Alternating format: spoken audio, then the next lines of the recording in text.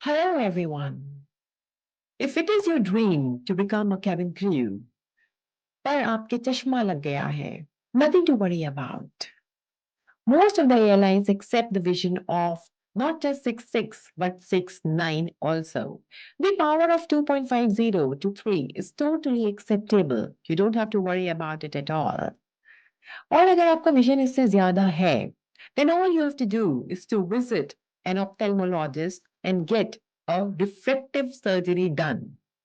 Diopters plus minus 4 plus minus 5 is totally acceptable. आप चश्मा भी लगा सकते हो या contact lenses use कर सकते हो and there shouldn't be any problem. The problem could be only अगर आप color blind हो. So go and find out if you are a good fit to become a cabin crew. All the best.